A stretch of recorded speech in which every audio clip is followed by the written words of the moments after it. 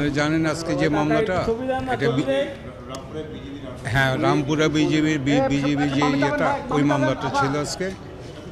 হ্যাঁ ওই মামলাটাই ছিল আজকে।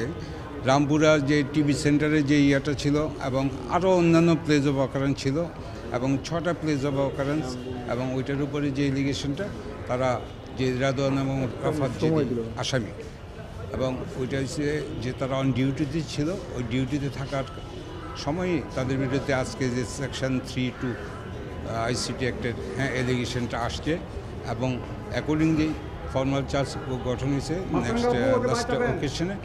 এবং আজকে ছিল ওই পলাতক দুজন আসামি ছিল। পলাতক যে দুজন আসামি ছিল তাদের জন্য পত্রিকায় বিজ্ঞপ্তি হয়েছে। পত্রিকায় বিজ্ঞপ্তি হওয়ার পর আজকে এটা ফেরত আসছে। আজকে ইন অ্যাবসেন্সিয়া তারা যেহেতু এপিআর করে নাই পত্রিকা বিজ্ঞপ্তির পরও, তখন তাদেরকে পলাতক আসামিদের জন্য ইন অ্যাবসেন্সিয়া ট্রায়াল একটা প্রসিড করছে।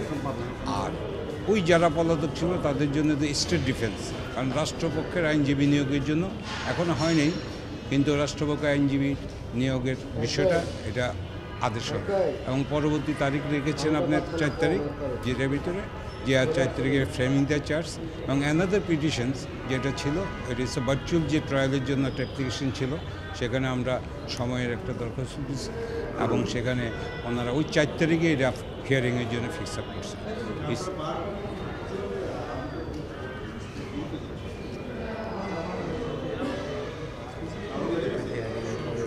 আমরা এই ভার্চুয়ালের যে বিষয়টা, যেটা যেহেতু আজকে আমরা সময় চেয়েছি, যে গ্রাউন্ডে আমরা সাপ্লিমেন্টারি আরও কিছু গ্রাউন্ড আছে, যে গ্রাউন্ডগুলো ওই দিন আমরা উপস্থাপন করলে তারপরে আমরা আসলে এই জিনিসটার উপরে ব্যাখ্যা দিতে পারবো ভালো।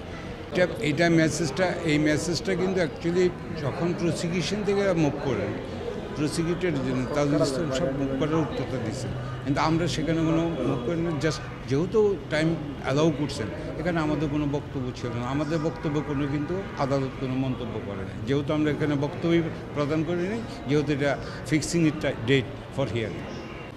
বক্তব্য ছাড় আদালতে কি সিদ্ধান্ত দিবে, আদালতে আমাদের যে গ্রাউন্ডগুলো যদি এটা যৌক্তিক হয়, আইনসঙ্গত, কারণ জাস্টিস ইন অ্যাকর্ডিংস উইথ ল।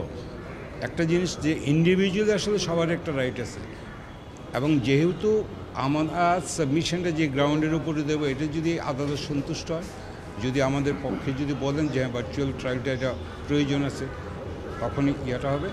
আর আপনাদের যে কথার উত্তরটা এটাই বলবো যে ভার্চুয়ালের যে বিষয়গুলো গ্রাউন্ডগুলো, এগুলো আসলে 4 তারিখের আগে আসলে কোনো কিছু আমরা বলতে পারতেছি শুনানির আগে।